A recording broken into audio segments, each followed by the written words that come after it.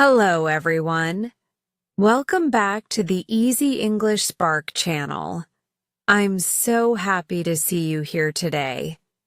In this special lesson, we're going to explore an exciting 10-chapter story that will help you improve your English listening and speaking skills. Just like building a house, we'll start with the foundation and take it step by step to help you speak more confidently and fluently. So, make yourself comfortable in your learning home as we unlock each chapter of this thrilling journey together. Ready to ignite your English skills? Let's get started and light up your path to better English. Chapter 1. The Unknown Author. I was a writer, but not in the way you might imagine. My books were known, yes, but I was never seen.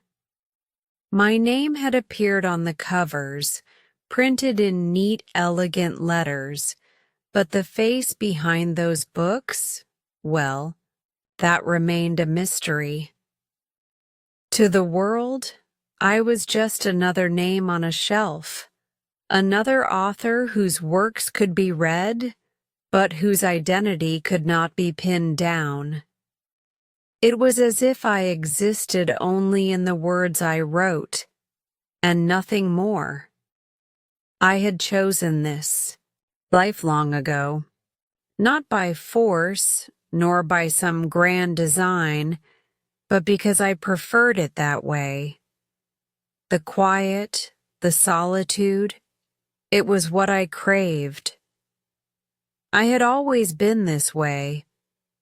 People often asked me if I liked the idea of fame, of being recognized, but I always said, no. I didn't want the spotlight. I didn't want the attention. I only wanted to write. When I first started, it felt like a game. I was a ghost, an invisible figure weaving stories from the shadows. It was liberating. No one could judge me by the way I looked.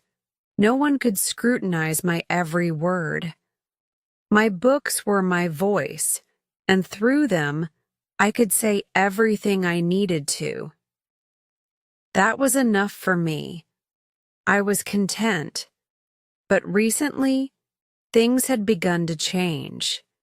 It wasn't something that happened overnight, but little by little I could feel it. The shift. A strange sensation that crept up on me, like I was becoming something else entirely. Something less real. Something that existed only in the words, yes, but not in the world. It was as though my own reflection was slipping away. I had always remained unseen, but now, even in my own thoughts, I felt a distance, a separation from the person I used to be. I began to wonder if I had somehow disappeared altogether, leaving only traces of myself behind in the pages I had written. The more I thought about it, the more unsettling it became. I had no desire to be famous, but to be unknown to the point where even I couldn't find myself. It was a thought that gnawed at the edges of my mind. I would sit at my desk, staring at the blank page, and wonder if anyone even knew I existed. Or more importantly, if I knew I existed. But that was the trouble, wasn't it? I could write about anything. I could create entire worlds from nothing. But when it came to myself, I couldn't find a single thing that was certain. I felt lost within my own existence. Was I still here? Or had I faded away, becoming just another forgotten name on a forgotten book? Perhaps it was all in my head. Maybe I was simply overthinking things. After all, I had spent years in isolation, surrounded only by my thoughts and the worlds I created. It's easy to get lost in that, to start questioning what's real and what's not. But I couldn't shake the feeling that something was wrong. Something was missing. Something had changed. I had heard stories, of course, stories of writers who had gone mad, consumed by their own creations. But I had never believed in those stories. I thought they were just myths, cautionary tales meant to frighten the new generation of writers. But now, as I sat there in the silence of my study, I couldn't help but wonder, had I somehow crossed a line? Had I gone too far into my own world, too deep into the fiction, and lost touch with the reality I once knew? I didn't know the answers, but I did know one thing for sure. I was alone, and no one knew who I was. Not really. Not truly. They knew the name on the book cover, but that wasn't me. I was something else entirely, and I was beginning to wonder if I was slipping away. Chapter 2. The Room of Solitude. January had arrived, and with it, my resolve to write a novel that would be unlike anything anyone had ever read before. For months, I had carried the idea in my mind, like a seed waiting to sprout, to take shape. Now I was ready to plant it in the fertile ground of silence and solitude, where nothing could interrupt me. The place I had chosen to create my masterpiece wasn't grand or luxurious. It wasn't a spacious office filled with bookshelves or a desk stacked with papers. It was small, unremarkable, and tucked away from the rest of the world. But that, to me, was exactly the point. I needed to isolate myself from distractions, from the noise of everyday life, to truly focus on what I was about to do. I found a room on the outskirts of town, a nondescript building hidden in the shadows of towering modern structures. The moment I stepped inside, I knew this was the place. The room was small, only a handful of furniture scattered around. A simple wooden desk, an old worn-out chair, and a bed pushed against the wall. There was a window, but it looked out onto a narrow alley where the sun barely touched the ground. Everything about the space was humble, even bare. But that was what I wanted. The air was thick with stillness, almost oppressive in its quietness. There was no music, no street noise, no conversations to distract me. It felt like I had stepped into another world altogether, one where only the sound of my pen on paper would exist. It was perfect. I ran my fingers across the desk, feeling the worn edges of the wood. The desk, though old, had a character all its own. It had likely seen many years of use by many other writers or students, but now it would serve me. It would help me carve out my place in the literary world. I could already imagine the book that would take form, a world I would create with words, a world so rich and complex that it would change everything. I took a seat in the chair and stared at the blank piece of paper in front of me. My pen hovered above it, and I could feel the anticipation building within me. Every new project begins this way, with uncertainty, with doubt, but also with hope. It was the hope that the next word, the next sentence, would unlock something inside of me and bring the story to life. But nothing came. The paper remained empty, mocking me. I stood up and walked around the room, trying to shake off the feeling of being stuck. It was the silence, the overwhelming silence. It was deafening, almost stifling, as if the room itself was waiting for something from me. I opened the window, but all I could see was the gray, narrow alleyway below. The air smelled faintly of dust and age, like the room itself had been waiting for years for someone to breathe life into it again. I walked back to the desk, sat down, and tried again. This time the words came, slowly, hesitantly at first, but they began to take shape. The story began to form, and I felt a sense of satisfaction, as if I was doing exactly what I was meant to do. The room was quiet, but it was no longer oppressive. It was welcoming, like an old friend, and I began to feel at home. Days passed, and I became more and more absorbed in my work. I hardly left the room, only venturing out when necessary, to grab a bite to eat or to stretch my legs. The world outside became a distant memory, a vague idea that existed only in the back of my mind. I was no longer part of that world. I was living in the world I was creating.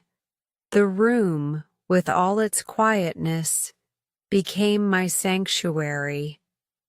I could write, without fear of interruption, without the outside world intruding on my thoughts. It was just me and my words, and the stories I spun from them. The chair grew more familiar under me. The desk felt like a trusted companion, and the bed, though simple, was a place of rest after long nights of writing. At night, I would lie, awake in bed, thinking about the next chapter, the next twist in the story. I was so consumed by the narrative I was creating that I often found myself drifting off to sleep with ideas still running through my head. There was no time for distractions. There was no time for anything else.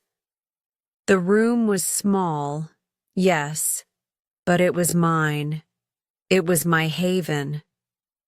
The world outside seemed irrelevant now. Everything I needed was right here, within the walls of this simple space. The smell of the old wood, the weight of the silence, it all felt like it was meant to be. I would finish my book here, I told myself. Nothing would stop me. The room of solitude, with its simplicity and quiet, had become a part of me. It had embraced me, and in turn I embraced it. It was where my story would unfold, where the world would be shaped, and where I would leave my mark. But little did I know, something was stirring, something that would change everything. I hadn't realized it then, but the room was already starting to do its work, its own work, on me. Something, or perhaps someone, was beginning to change the very fabric of my reality. And it would only take a small shift, a small crack in the silence, for everything to come tumbling down. But that was still a few days away. For now, I was content. The room was perfect. The story was unfolding. And for the first time in a long while, I felt like I was exactly where I needed to be. Chapter 3: The Missing Pen. The room was still, as it had always been, the silence hanging in the air like a heavy curtain, muting every breath and every movement. I had grown accustomed to the quiet, to the lack of interruptions. It was the perfect setting for the work I was doing, the only kind of environment where the words could flow freely, where the mind could wander deep into the world I was creating. But today, as I sat at my desk, I noticed something that would break that perfect stillness. A small, inexplicable thing, something so trivial yet unsettling. I had been writing for hours. The words were coming slowly but steadily, as they always did when the story was unfolding just right. The soft scratching of my pen on the page, the steady rhythm of ink flowing, was all I could hear. I was lost in the narrative, focused entirely on the characters and their journeys. It was the kind of work I had always dreamed of, pure, uninterrupted, and immersive. But then, in the middle of a sentence, something caught my attention. I had placed my pen, an old, reliable fountain pen, on the edge of the desk when I stood up to stretch my legs. I could still see it there in my mind's eye, the polished brass glinting faintly under the dim light of the room. The pen had always been my companion, my tool of creation. I couldn't imagine writing without it. I returned to the desk after a few moments, feeling the tightness in my shoulders start to loosen. But when I reached for the pen to resume writing, I froze. It wasn't there. At first, I thought I must have simply overlooked it. Maybe I had knocked it off the desk when I stood up, or perhaps it had rolled under a stack of papers. But as I scanned the surface of the desk, I realized it wasn't there. I reached out, moving papers aside, shifting books, even checking inside my cup. Nothing. The pen was gone. My heart skipped a beat, but I dismissed the feeling. It's just a pen, I thought, trying to calm myself. It's a small thing, easily misplaced. I leaned back in my chair and closed my eyes for a moment, trying to collect my thoughts. It'll turn up, I reassured myself. I stood up and began to search the floor beneath the desk. The wooden floorboards creaked beneath my weight, and the shadows in the corners of the room seemed to grow darker, more pronounced, as I crouched down to look closer. I even checked under the chair, running my hands over the cool wood, convinced that it would be there, waiting to be found. But no, the pen was nowhere to be seen. A strange unease crept up my spine. Where could it have gone? I wondered, baffled. I haven't moved it. I hadn't been anywhere but the desk and the small space around it. I was certain I had placed the pen on the desk. There was no logical explanation for why it would have disappeared. But there it was, the unsettling truth that the pen was gone, vanished without a trace. I stood still, staring at the empty desk. It was as though the room itself had swallowed the pen up, as though it had simply ceased to exist. I ran a hand through my hair, trying to gather my thoughts.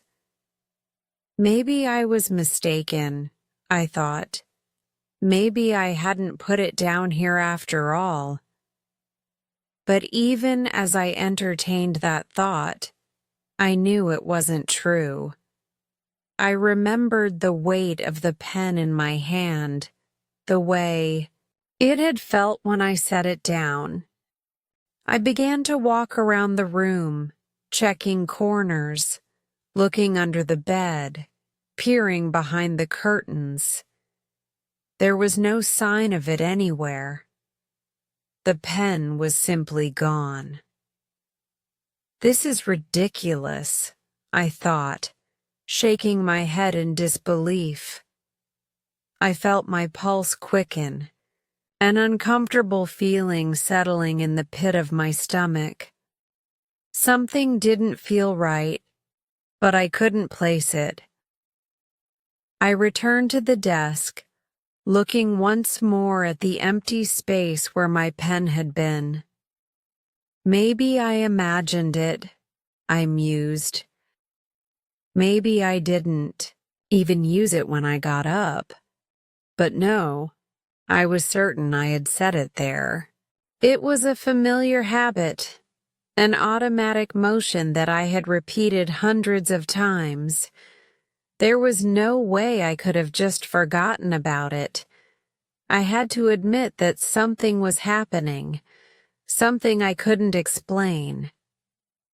I sat back down in my chair, my fingers twitching with the urge to write, but without my pen I couldn't continue. I stared at the blank page in front of me, the ghost of my unfinished thought lingering in the air. I stood up again, pacing the room, trying to clear my mind. The silence felt heavier now, as though the room itself was holding its breath, waiting for something. Suddenly a thought struck me. What if someone took it? But that idea didn't make any sense either.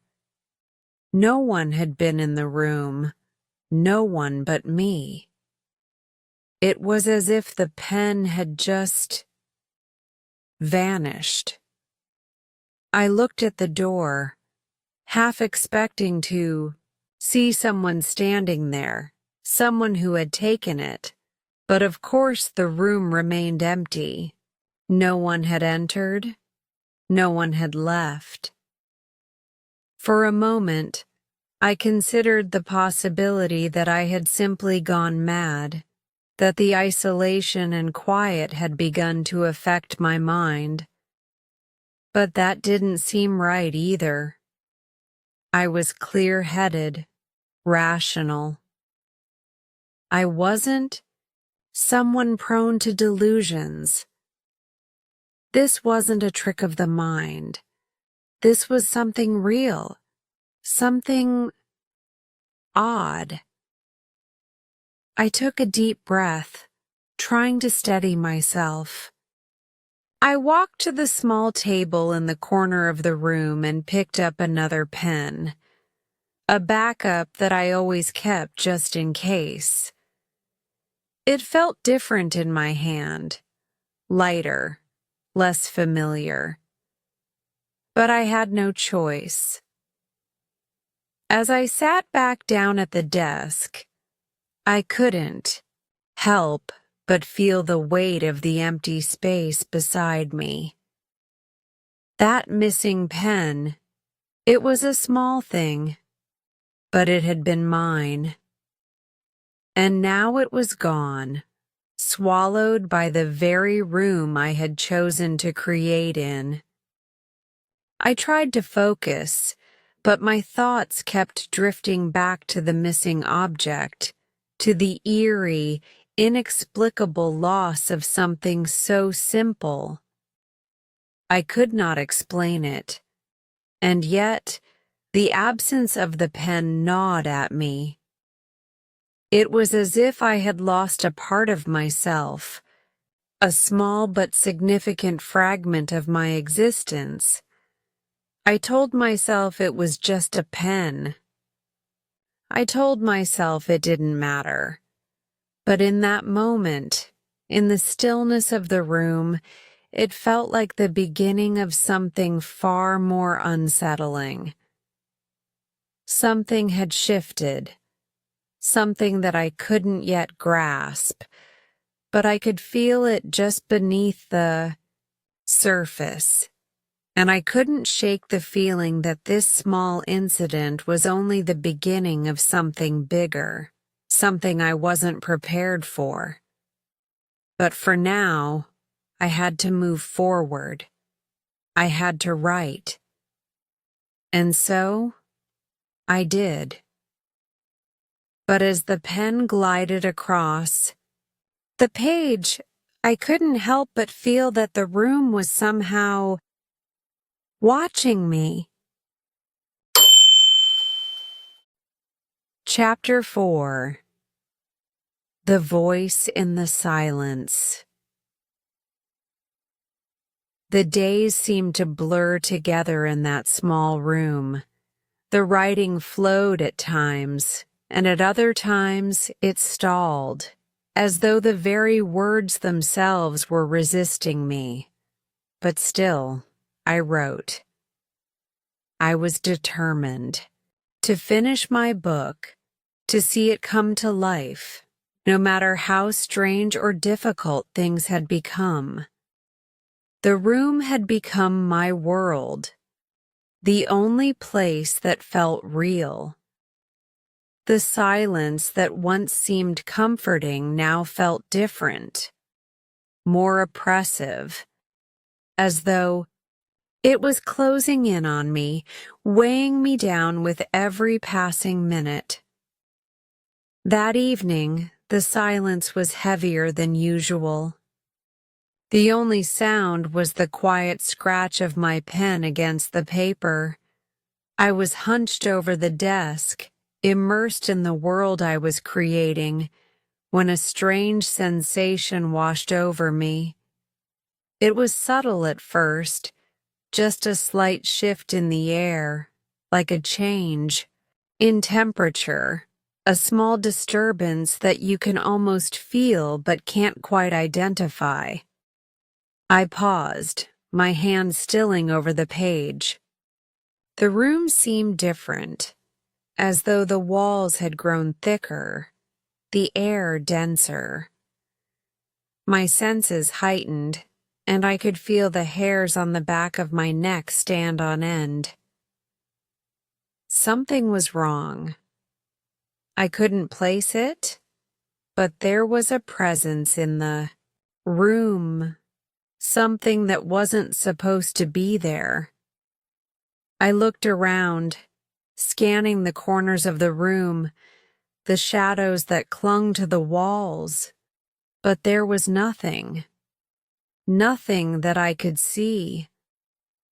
I told myself it was just my imagination, the effect of too many long hours spent in isolation.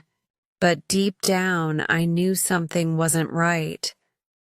I shook my head and tried to push the feeling away. I needed to focus. Just keep writing, I thought. Don't let your mind wander. I dipped the pen into the ink, trying to steady my breath, when, suddenly, I heard it. A voice.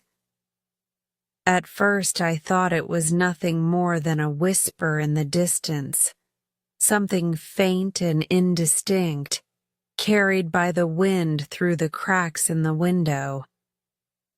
But as I sat frozen at my desk, the voice became clearer. It was a deep, low voice, male, calm, but somehow unnerving.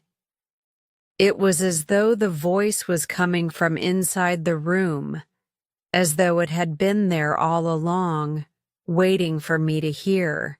Who's there?" I thought, my breath catching in my throat. But I didn't speak. I couldn't. The voice had already reached my ears, and it seemed to reverberate in the very air around me, as if it was part of the room itself, part of the silence. I turned slowly, my body stiff with fear. I knew I was alone. No one had entered the room. No one had come to visit. The door was locked and the windows were shut tight. Yet, the voice continued, growing louder and more distinct. "Who is it?" I wanted to cry out, but my mouth was dry, my tongue frozen. I could hear the voice clearly now, and it was speaking to me, though I didn't know what it was saying. The words were muffled, as if they were coming from behind a wall, distant, but still hauntingly close. "Who's there?" I finally managed to whisper to the empty room, my voice trembling as I spoke. There was no answer, but the voice didn't stop. It lingered, low and steady, like a presence that refused to leave. My heart pounded in my chest as I rose from the chair, slowly, cautiously. I was sure I had locked the door. The only other exit was the window, but I had checked it earlier.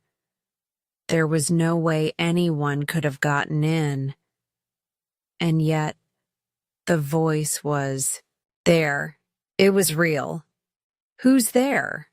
I repeated, this time louder, my voice cracking as the words left my mouth.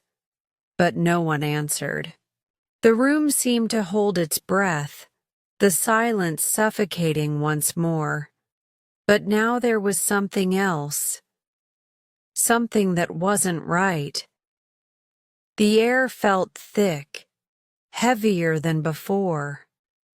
I stood motionless, waiting, listening, but there was only the sound of my own heartbeat in my ears.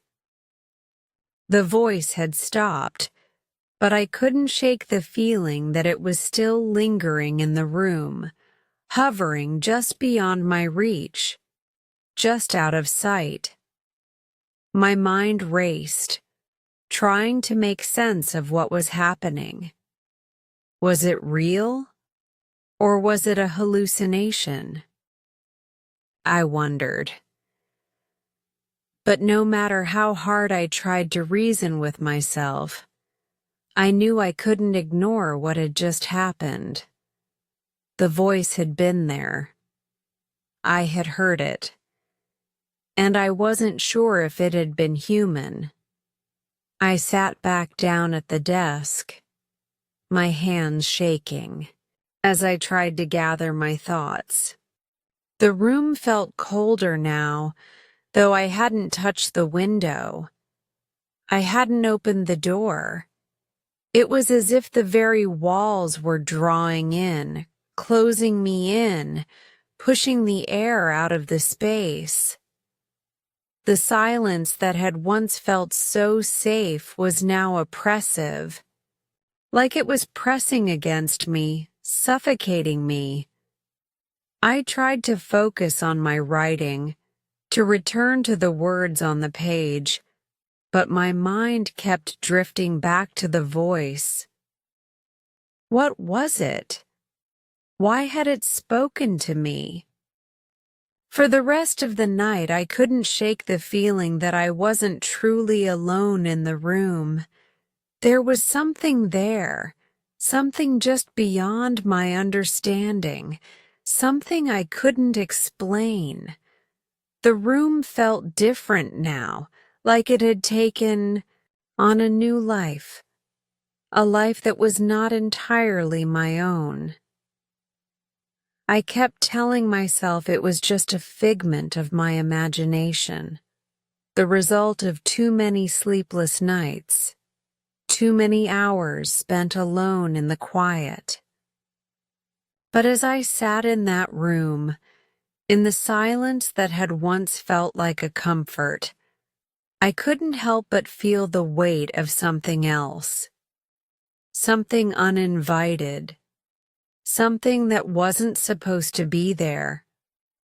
I didn't know it yet, but this was only the beginning. The voice was just the first sign, the first crack in the carefully constructed world I had created for myself. There was more to come, and I wasn't ready for it. But I would have no choice but to face it. Chapter 5. The Mirror's Reflection. The days passed by slowly, and the oddities that had begun to emerge from the depths of the room started to weave themselves more tightly into my life.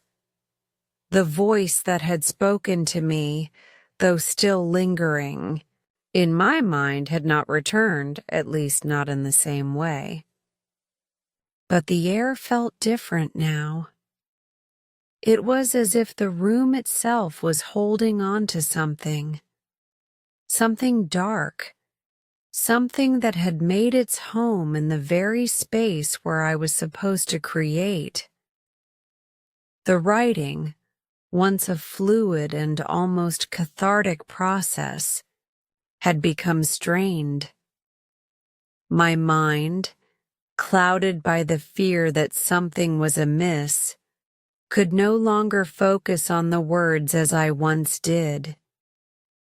It was as if the world I had crafted was slipping through my fingers.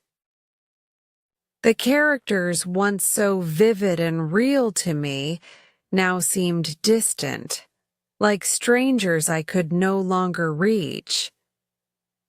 But despite the unease growing inside me, I was determined to finish. I had come this far, and I couldn't let whatever was happening in that room stop me from achieving my goal. I needed to write, and I would write, no matter what the cost.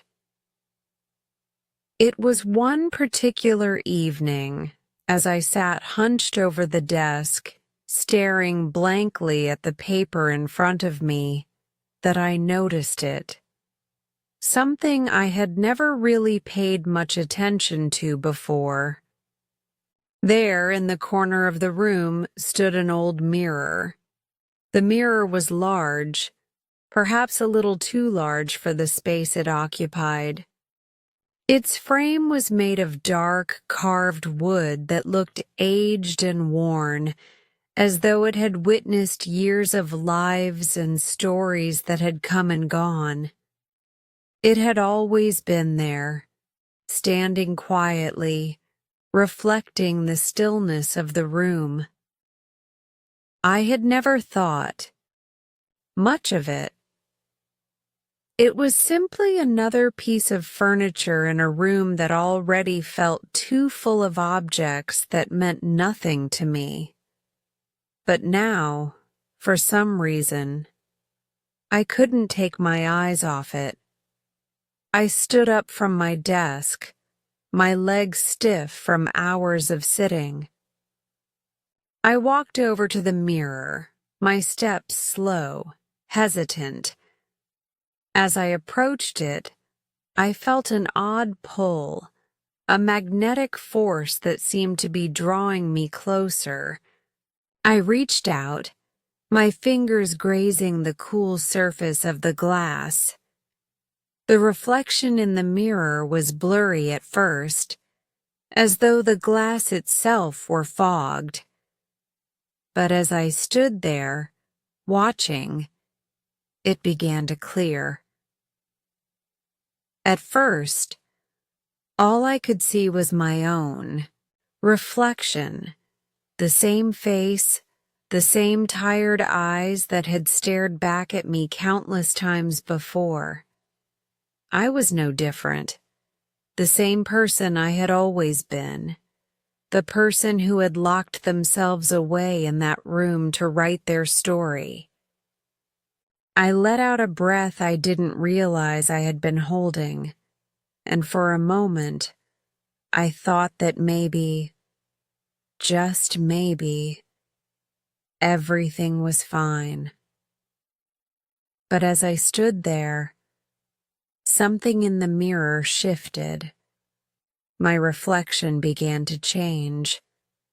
At first, it was subtle, just a faint flicker at the edges, almost imperceptible. But then it became more pronounced. I saw my face, still mine, but something was different. The features were shifting, changing, as though someone else was standing there with me in the mirror. The shape of my jawline, the curve of my lips, the angle of my nose, they all seemed to distort, becoming something unfamiliar. My heart started to race as I stared at the glass, my breath coming faster. It was no longer just my face in the mirror. There was another face, another man. He had a thick beard, dark and unkempt, and his eyes were deep, shadowed, almost hollow. It was as though he was staring back at me, not with recognition, but with a strange knowing gaze, as though he had always been there, hiding just behind the surface. I stumbled back, my hands reaching out for support, my mind spinning. My reflection. It wasn't mine. It couldn't be. I blinked rapidly, trying to clear my vision. But when I looked again, the man with the beard was still there. The man in the mirror who wasn't me. My pulse was pounding in my ears, and I felt the room spin around me. My legs grew weak, and I had to sit down to steady myself. This is impossible, I thought, my hands trembling as I wiped the sweat from my brow. This is just a trick of the light, a trick of my mind.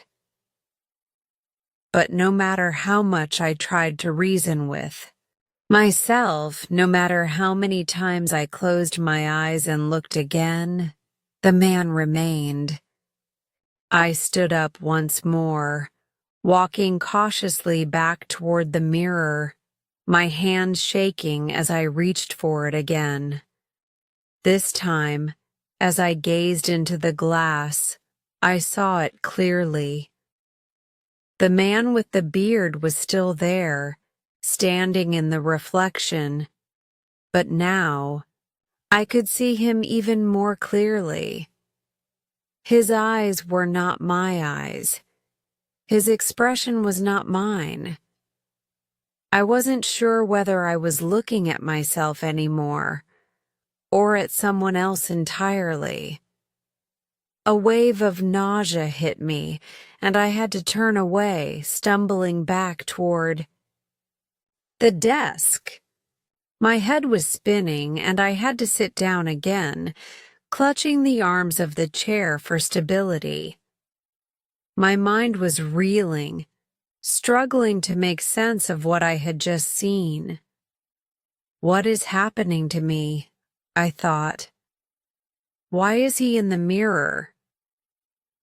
For a long time, I just sat there staring at the floor, my hands shaking in my lap.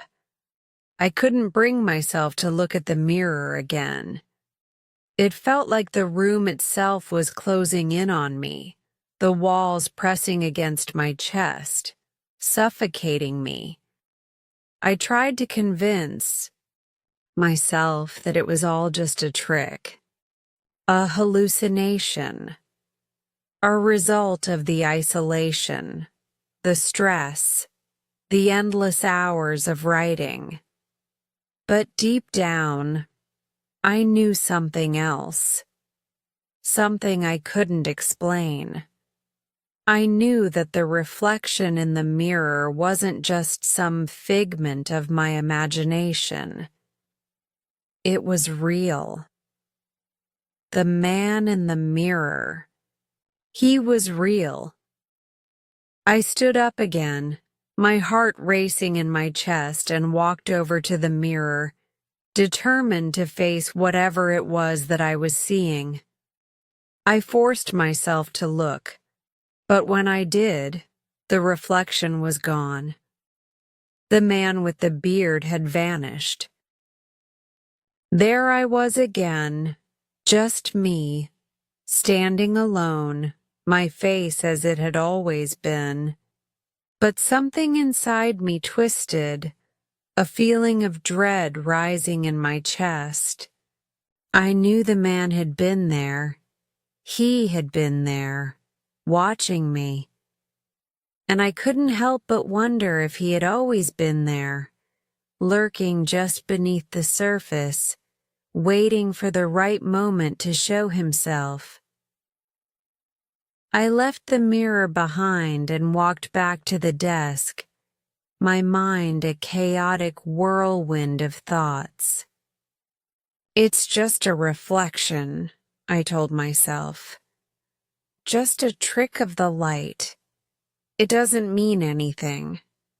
But even as I said those words, I knew the truth. The mirror wasn't just showing me a reflection. It was showing me something more. Something I wasn't prepared to face. And I couldn't shake the feeling that the man in the mirror would be back. Chapter 6. A Walk in the Daylight. The silence in the room had begun to feel unbearable, a thick, oppressive presence that loomed over me, suffocating every thought I tried to gather. For days, I had been buried in the confines of that small space. My only company, the ghostly remnants of my own words and the strange, unsettling events that had been taking place. The pen, the voice, the reflection. Each incident had left its mark on my mind, building something I couldn't quite name. It felt as though I was losing my grip on something. Perhaps myself. Perhaps reality. The room had become a prison. At first, I had found solace in its quiet, but now it felt like it was closing in on me. The walls seemed to inch closer each day, the air heavier, more suffocating. I had become too focused, too absorbed in the strange occurrences that had plagued me, and it had started to affect my work, my mind, my sense of reality.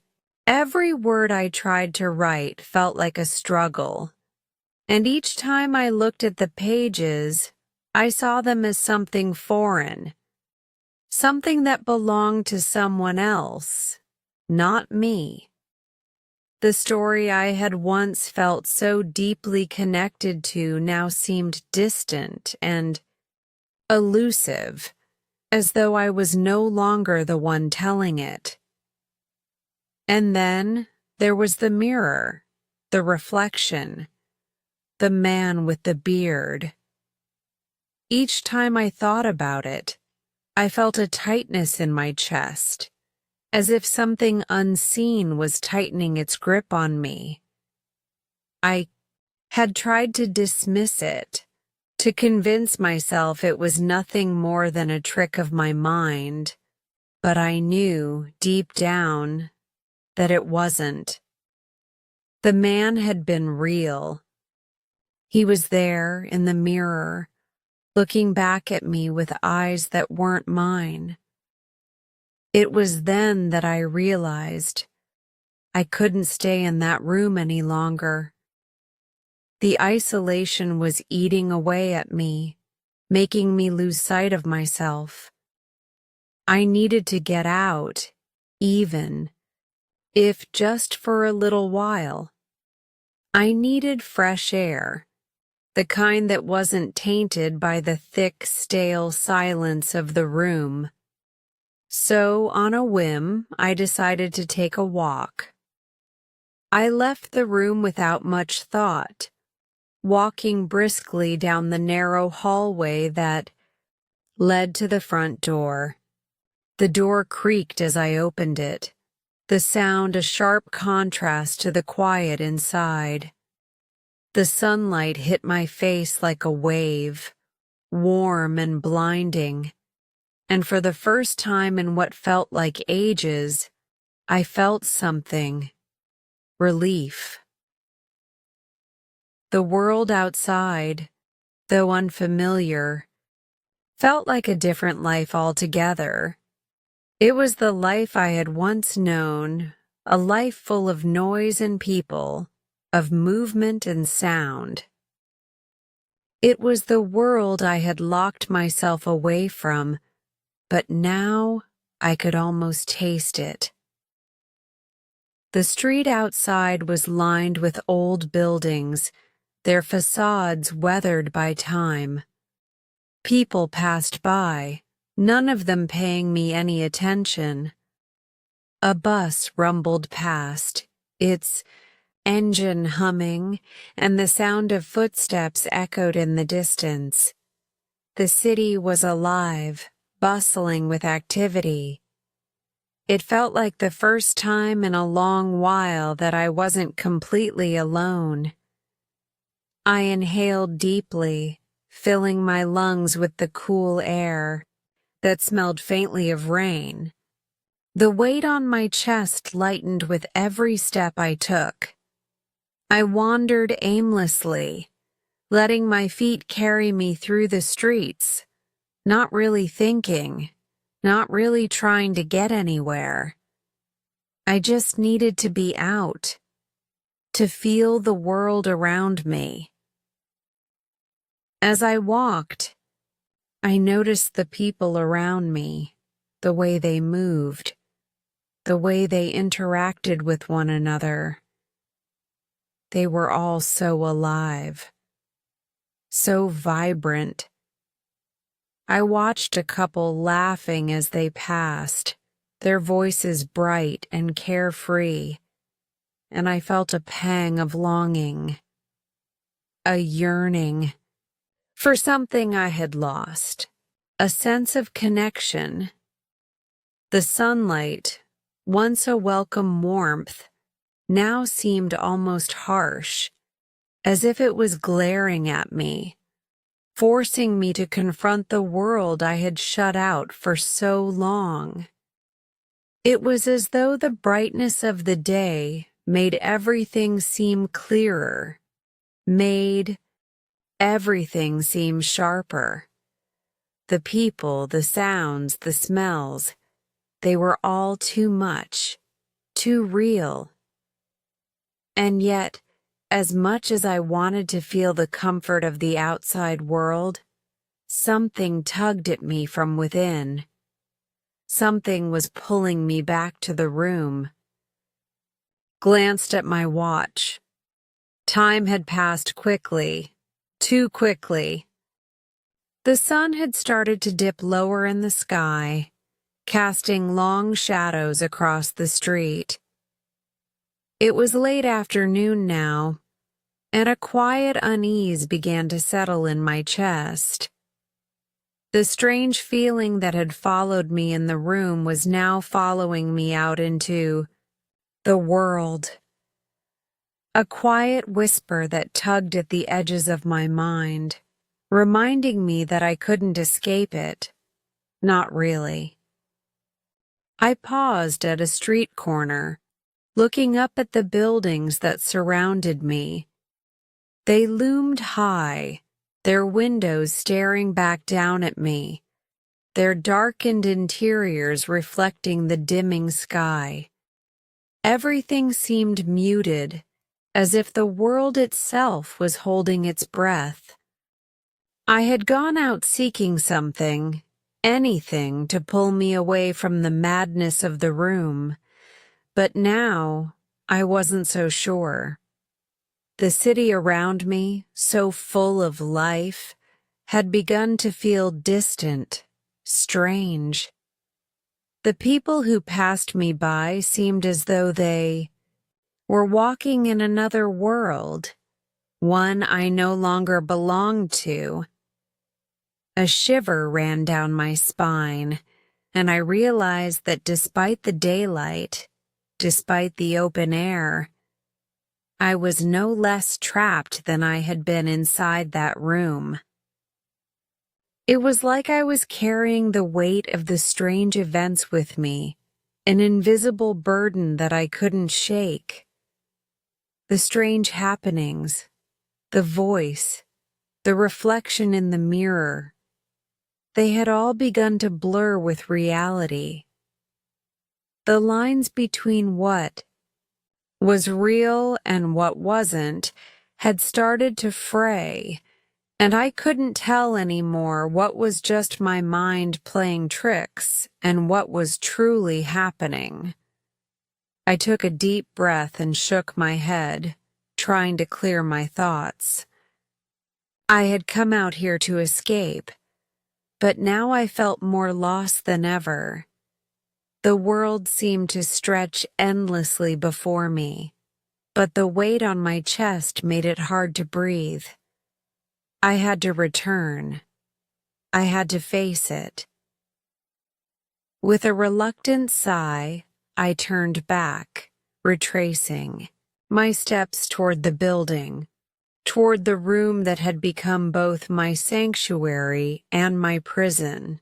The sun was setting now, the sky painted in shades of orange and pink, and the streets seemed to grow quieter with every step I took. As I walked back through the city, I couldn't help but feel as though I was walking in a dream, disconnected from everything around me, as if I was floating through the world without ever truly touching it.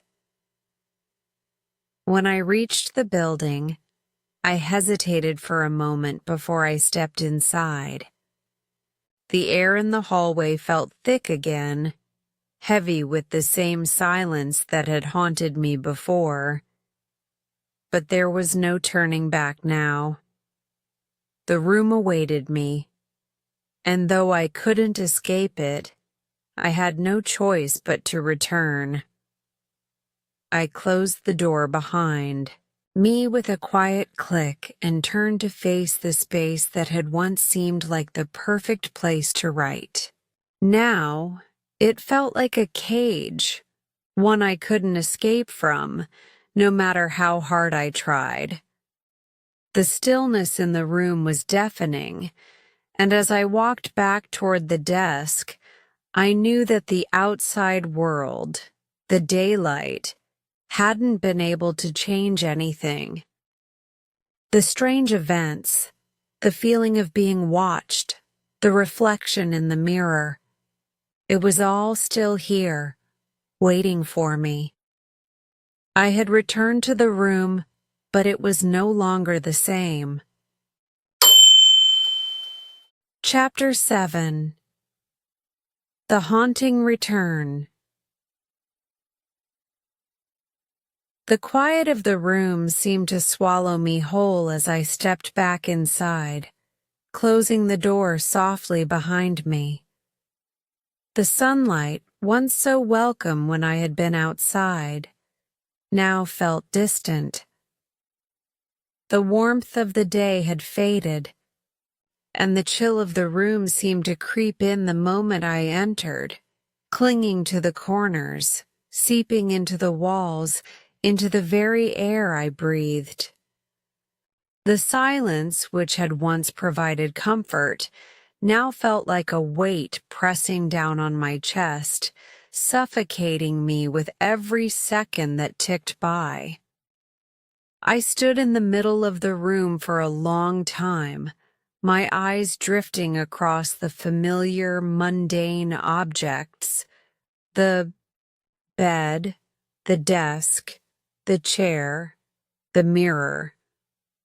Everything was just as I had left it, but nothing felt the same. There was something off, something hanging in the air like a cloud of tension, waiting to burst.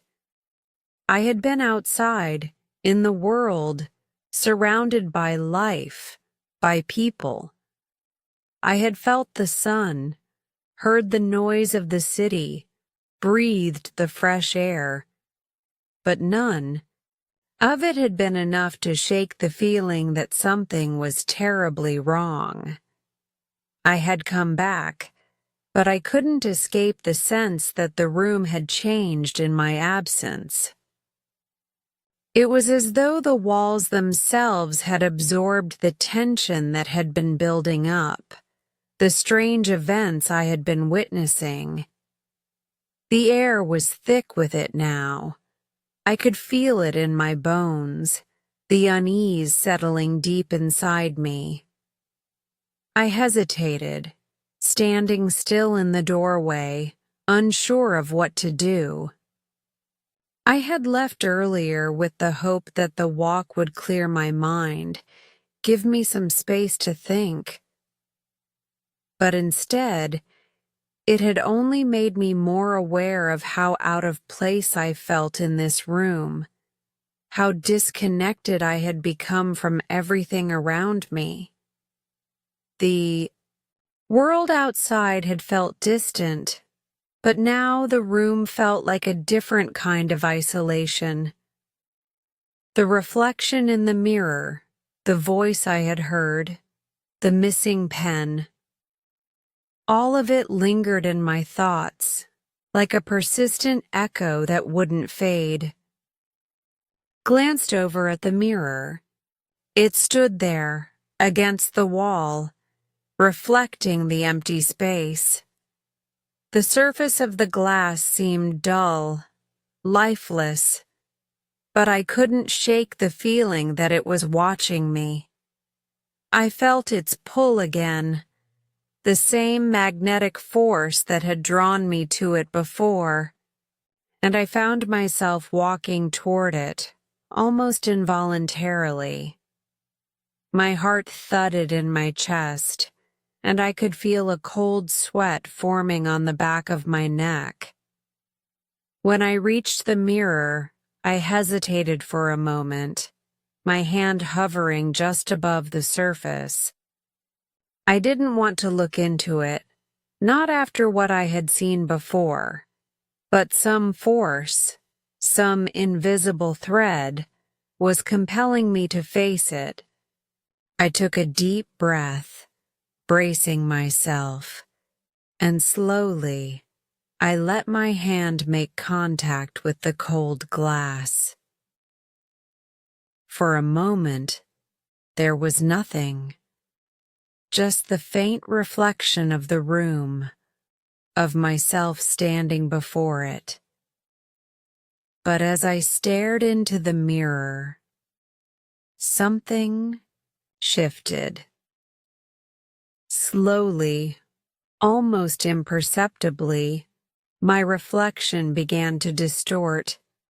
Like ripples in a pool of water, the image of myself seemed to blur, and I watched, frozen, as the face in the mirror began to change. At first, I thought it was a trick of the light, my mind playing games with me. But as I stood there, the reflection solidified. It was no longer just my face. No. There was another figure standing beside me in the mirror. A man. He was tall, with dark hair and a thick, untamed beard. His features were sharp, his eyes cold and unreadable. He wasn't me. This was not my reflection. I stumbled back, my breath catching in my throat. The man in the mirror was not an illusion. He was real as I was. His gaze was fixed on me, as if he could see right through me. He wasn't smiling, but there was a knowing look in his eyes, as though he had been waiting for me, watching me for much longer than I had realized. His presence seemed to fill the room, suffocating me, pushing me further away from myself. I couldn't tear my eyes away. The man didn't move, but I felt his presence grow stronger, felt the space between us close, until it felt as if he were standing right next to me. I reached out to touch the mirror again, my hand shaking uncontrollably. I needed to see it clearly, needed to make sure I wasn't imagining it. But as soon as my fingers brushed the surface of the glass, the man in the mirror vanished, and I was left staring at my own reflection once more. But it wasn't the same. It was as if something had changed in me. The image of myself seemed different, hollow somehow. My eyes seemed less sharp, the weight of the room settling deeper in my gaze. I looked tired, so tired. The weight of the room's silence, the oppressive feeling that had taken root in my chest, was now reflected in my own face. I pulled my hand back quickly, my heart pounding in my chest. I didn't know what to think anymore. I didn't know what was real and what was not. The man in the mirror, the strange events, the reflection, it all felt like part of some dream, some nightmare that I couldn't wake up from. I stumbled away from the mirror, feeling the walls close in around me. I needed air. I needed space. I couldn't stay in that room a moment longer, not with the reflection of that man lingering in my mind. The room was no longer just a room, it was a trap. It was holding me, binding me to something I couldn't understand. I turned and walked to the door, my hands trembling as I reached for the knob. But as soon as my fingers touched the handle, the door seemed to resist me. It wouldn't open. I twisted the knob again, harder this time, but it was as if the door had become stuck, as if something was keeping it closed. I felt panic rise in my chest. No, no, no, I thought. This isn't happening. I pulled harder, my breath coming in quick, shallow gasps, but the door wouldn't budge. And then I heard it. A soft, low voice coming from behind me, from somewhere in the room. It was a whisper, barely audible, but it was there. The voice that had spoken to me before, that had haunted me in the silence. It was saying something I couldn't quite understand. I turned, desperate to see where it was coming from, but the room was empty. There was no one there. And yet I could feel the presence of the man, as though he was standing right beside me, his eyes watching me, his voice whispering in the stillness. The air felt thicker now, more oppressive. I could hardly breathe. The room had become a prison, and I was trapped within it. I pulled at the door again, but this time it opened. The sound of the hinges scraping against the wood echoed in the silence, and I stepped out of the room, breathing heavily, my heart racing. I didn't know what I was running from, but I couldn't stay there. Not anymore. As I stepped into the hallway, I looked back at the room. The door was still ajar, but there was no sound, no movement. The room was still, but somehow I knew it wasn't empty. The man in the mirror had followed me, and he was waiting for me, waiting for the moment I would return. And deep down, I knew I would have to. There was no escaping it, no escaping him. Chapter 8. The Other Man's Presence. I couldn't breathe. The weight of the room pressed down on me, its silence more suffocating than ever. I had stepped away. I had left. And yet, I found myself back in that same place. The hallway, the door, everything looked the same as it had when I had fled moments ago. But now it felt different. He was still here, just beyond the threshold, lingering in the space I had thought I had left behind. I could feel it. I could feel him.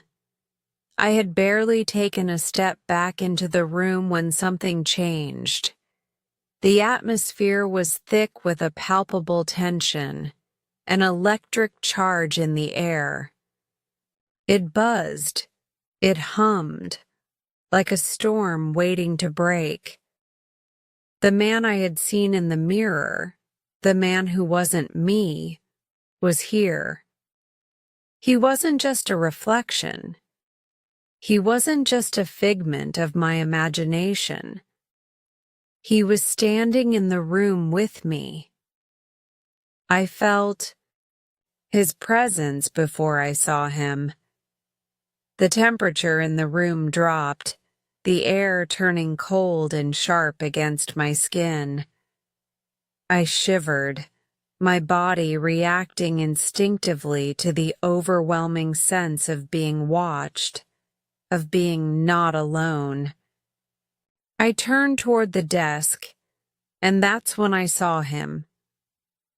He was standing by the window, the same man from the mirror, the man with the thick, dark beard, his features sharp, his eyes dark and distant. He was staring out the window as though he belonged there, as though he had always been there. And for a moment I froze. My breath hitched in my throat and I couldn't move. The world seemed to shrink around me, and the space between us grew thicker with every heartbeat. He wasn't looking at me, not yet. But I knew he was aware of my presence. I knew he was waiting. My pulse thudded in my ears, each beat reminding me of the fear that had lodged itself deep within my chest. My legs felt like stone, rooted to the ground, unwilling or unable to move. The room felt like a trap, the walls closing in around me. I opened my mouth to speak, to demand answers, but no words came. It was as though the air itself was holding my voice captive, leaving me speechless, useless. Then he turned. It was slow, deliberate, like a predator sizing up its prey. His eyes locked onto mine, and in that instant, I knew. He wasn't just a reflection of me. He was something else. Entirely. He was me, but he wasn't. He had my face, but there was a coldness to him, a detachment, as though he had never known the warmth of human connection. He smiled, but it wasn't the kind of smile I knew. It wasn't warm or comforting. It was a knowing smile, one that carried a weight of things left unsaid, of things I didn't understand. I felt a chill run through me, and my stomach tightened in knots. He stepped closer. My body screamed for me to move, to run. But I stood, rooted to the spot, my feet frozen. His presence was overwhelming, like an invisible force that held me in place, keeping me from escaping. "You're afraid," he said, his voice low and smooth. It wasn't my voice. Not exactly. It was similar, but it carried a resonance that felt wrong, like it didn't belong to me. It was a voice that had been shaped by something darker, something I couldn't fathom. I swallowed hard, trying to find my voice. What are you?" I managed to ask, my throat tight, my voice barely a whisper. He didn't answer right away. Instead, he looked at me, his eyes boring into mine, and for a moment, I could have sworn I saw something flicker in them, something that resembled pity. But it was gone as quickly as it had come. "I'm you," he said simply, as though it was the most obvious thing in the world. "But I am not." I felt a shiver run down my spine. The words made no sense. How could he be me, but not be me? It was impossible. It didn't make sense.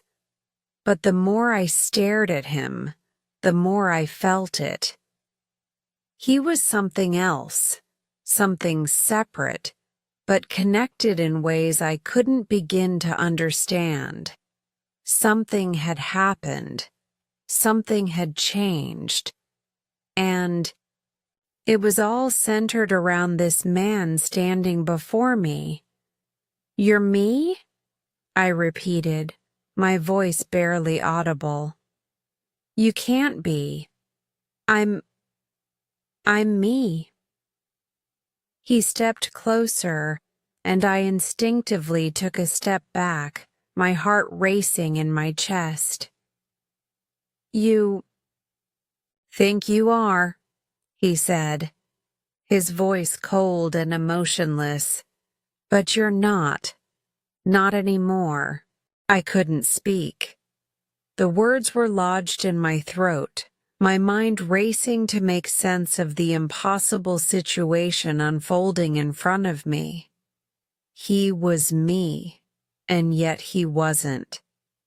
He had my face, my voice, but he wasn't me. There was something dark in his eyes, something wrong.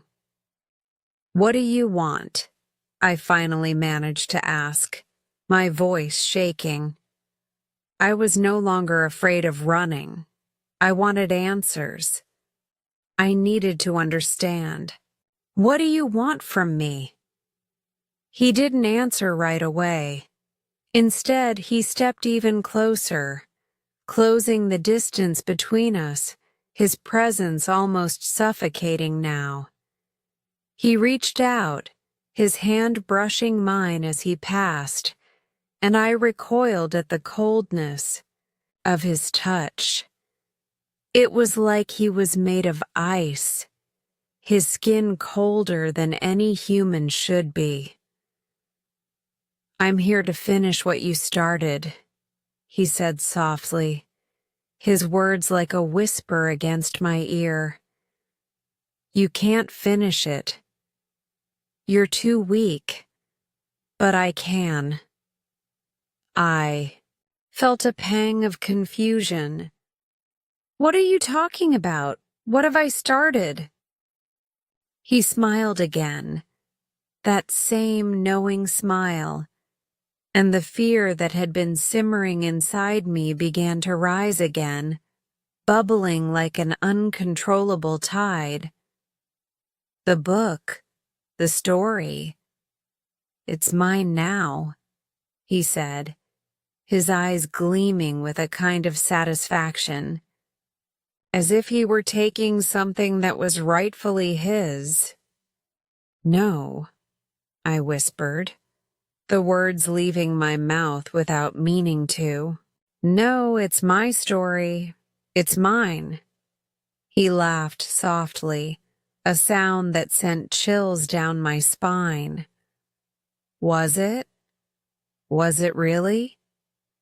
You think you've been writing it. You think you've been creating it. But I've been here all along, waiting, watching. It's always been mine. You just didn't know it. I felt my legs tremble beneath me, my mind spinning. The world felt like it was tilting on its axis, spinning out of control. The man in front of me, the other man, was speaking in riddles, twisting the truth into something unrecognizable. He was trying to break me, to make me doubt everything I had ever known. And I was starting to believe him. I looked at him, unable to tear my gaze away. He had taken my face, my voice, my story, but he wasn't me. He couldn't be. He was something else, something twisted, something that had no place in the world I had created. I'm not you, I whispered, my voice trembling. I am me. This is my story. He stepped forward again, his eyes glinting with a dangerous light. We'll see, he said softly, his voice like a hiss in the quiet room. We'll see who gets to finish it. And then, as if to seal his words, he raised his hand, gripping the pen that had once been mine, and with a slow, deliberate motion, he began to write. The pen scratched across the paper, each stroke of ink marking the beginning of something that I couldn't stop, no matter how hard I tried. The room seemed to darken, and for the first time, I truly understood. I had been a part of this story all along, but now I was just a spectator. He had taken my place, and I didn't know how to stop him. But somehow, deep down, I knew I had to try. Chapter 9. The Final Decision. The room had never felt so heavy.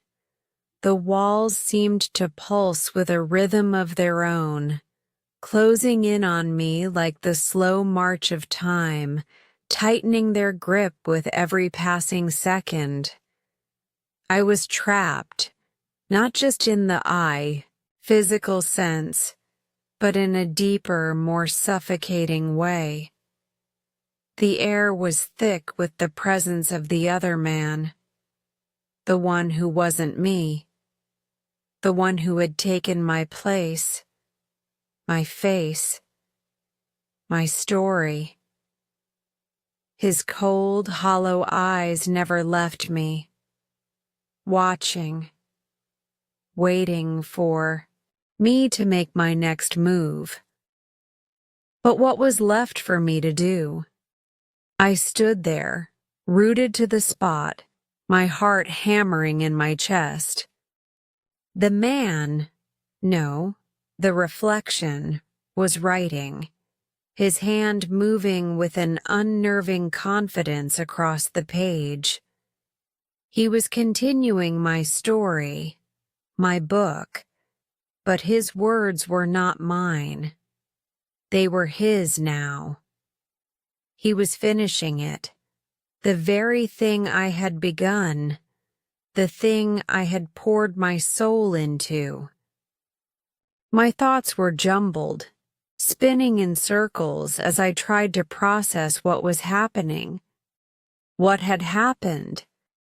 I wanted to shout at him, to grab him, to pull him away from the desk, but my body refused to move. It was as if the room itself had trapped me, holding me in place while the other man wrote my life, my narrative.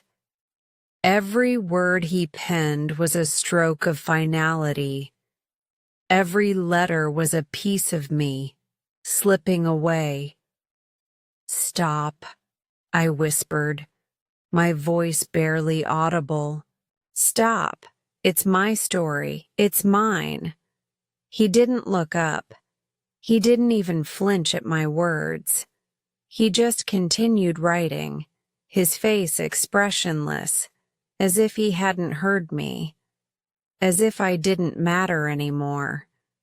His fingers gripped the pen with a fluid, practiced ease, and the words seemed to flow effortlessly from him, as though they belonged to him, as though they had always belonged to him.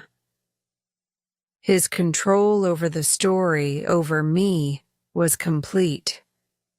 I felt a wave of helplessness wash over me. What had I been doing all this time? What was the point of all my work if it could be taken so easily, so effortlessly? The pen, my pen, was now in his hands, and with it, he was shaping my fate. My story was becoming his story. My life was becoming his life. And the worst part was, I couldn't do anything to stop it. I couldn't even speak without him turning my words into something twisted, something unrecognizable. I could feel the anger rising within me, swelling like a tide that threatened to overwhelm everything. I wanted to run, to hide, to escape the feeling of being completely at his mercy, but I was frozen. My limbs felt heavy, as though I were sinking into the floor itself. I was a ghost in my own story, a bystander to my own life. But then, something shifted. It was subtle at first, almost imperceptible. A faint shift in the air, a sudden realization. He might have taken the pen. He might have taken my place, my face, my voice. But there was one thing he didn't have.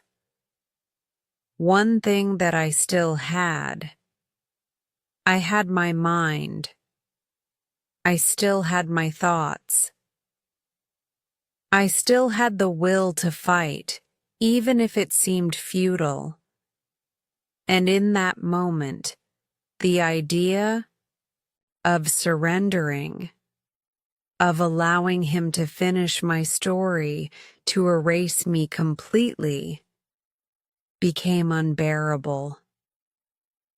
I could feel the fire of determination ignite within me, pushing through the fear, the hopelessness, the sense of futility. I had to make a decision. A final decision. I couldn't let him take everything from me. Without thinking, I moved. My legs, still weak from the weight of the fear and uncertainty that had been weighing me down for so long, carried me forward, each step a battle, each movement a struggle against the invisible force that had been keeping me in place. I stumbled toward the desk, my hand reaching out toward the pen, toward the paper, but it was as though I were moving through molasses. The closer I got, the more the air around me seemed to thicken, to press against me like an invisible wall. The other man didn't even notice me. His focus was entirely on the page, his hand moving swiftly as he continued writing, filling the paper with the words I had once dreamed of writing myself. He was lost in his own creation, in his own vision of the story.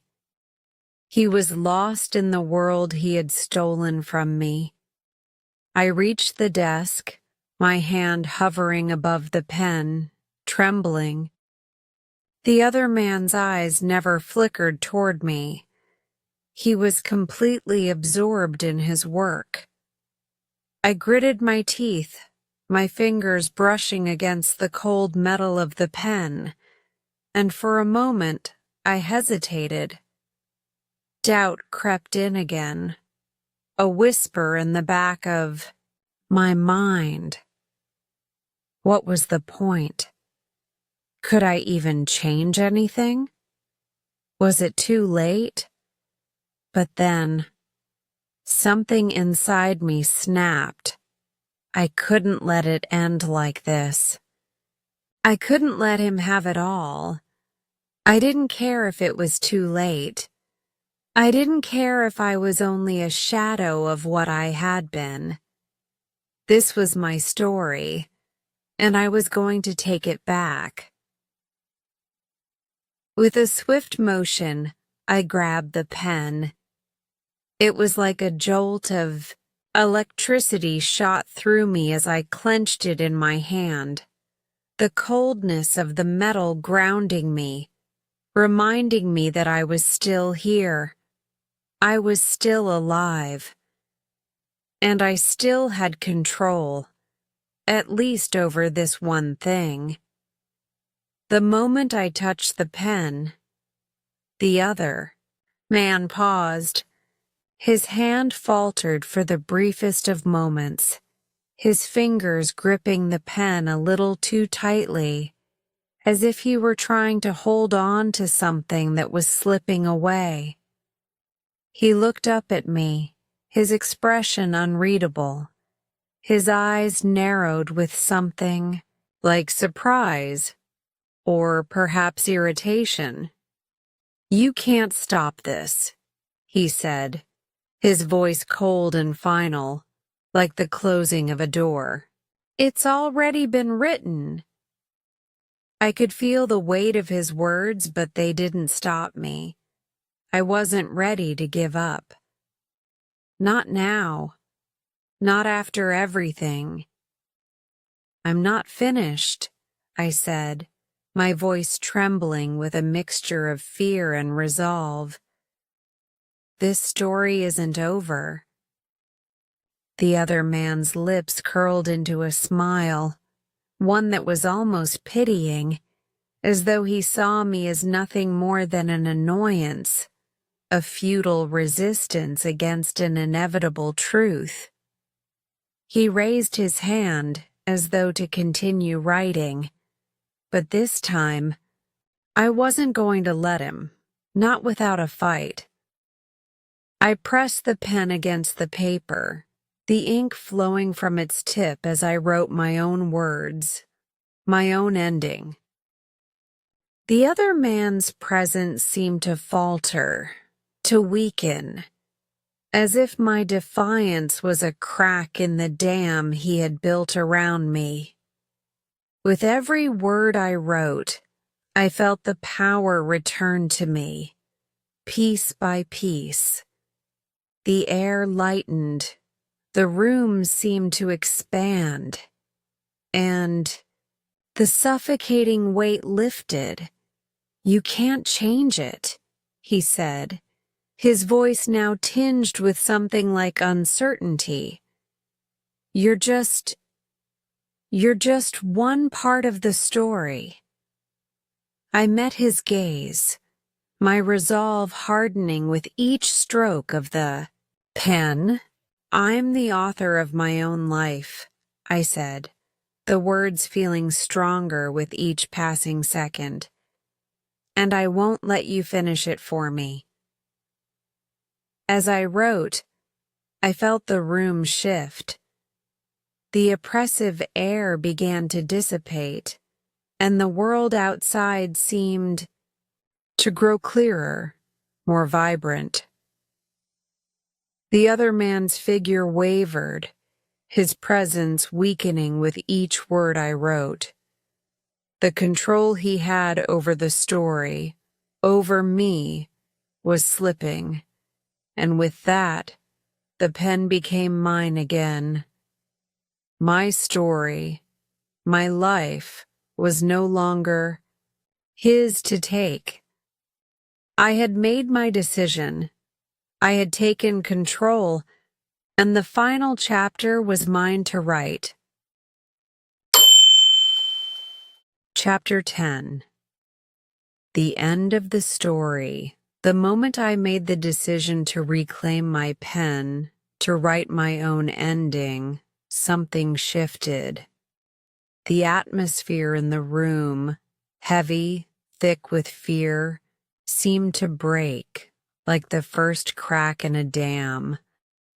The walls, which had felt like they were closing in on me, suddenly seemed to expand, the space around me opening up just enough to breathe. The weight that had pressed on my chest for so long, that had anchored me in place, began to lift. But even as the room changed, the other man didn't move. He didn't speak. He only stood there, his gaze fixed on me, his face betraying no emotion, his eyes as cold and hollow as they had always been. He was still there, lingering in the corners of my mind, but now his presence seemed smaller, more distant. The power he had over me, the control he thought he wielded, was fading, and with every word I wrote, every sentence I formed, the grip he had on my story, on my life, weakened. It was strange, the way the world around me seemed to tilt as I wrote. The air, once stifling, was now alive with a strange energy, a vibrancy that hadn't been there before. The pen, my pen, moved easily across the paper, each word coming with more ease than the last.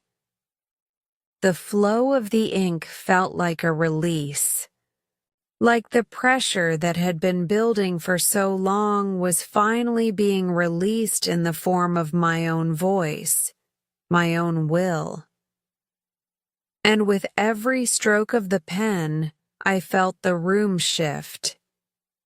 It was as if the entire space was adjusting, reshaping itself to the rhythm of my writing. The furniture around me, once cold, lifeless, and insignificant, seemed to regain its meaning, its purpose. The small room, once a prison, now felt like a sanctuary. The desk was no longer just a desk. The chair wasn't just a chair. They were part of the story, part of the life I had built, part of the journey I had started and would now finish on my own terms. The other man, the reflection, was no longer the powerful figure he once was. I could feel his presence weakening with each word I wrote. His form seemed to flicker at the edges of my vision, like a shadow on the verge of being dispelled by light. His hollow eyes, which had once held so much certainty, now seemed unsure. He no longer held the same command over the room, over me. But I didn't stop writing. The words poured out of me faster now, as if the dam had truly broken. The flow of ink on the paper seemed to match the racing of my heart. I was in control. I was reclaiming my story, my life, my voice. The fear that had once held me in place, had once made me question my own existence, was slipping away, bit by bit, with every word I wrote. The other man took a step forward, his face still unreadable. He reached for the desk, for the page I was writing, but I pulled back instinctively, clutching the paper in my hands. "It's mine," I whispered to him, my voice steady for the first time. "You won't take this from me." He stopped, his fingers hovering over the page, but he didn't touch it. He didn't try to take it. It was as though the simple act of writing, the simple act of claiming the pen and the words, had taken away the power he had held over me. He didn't have control anymore. For a moment he just stood there watching me.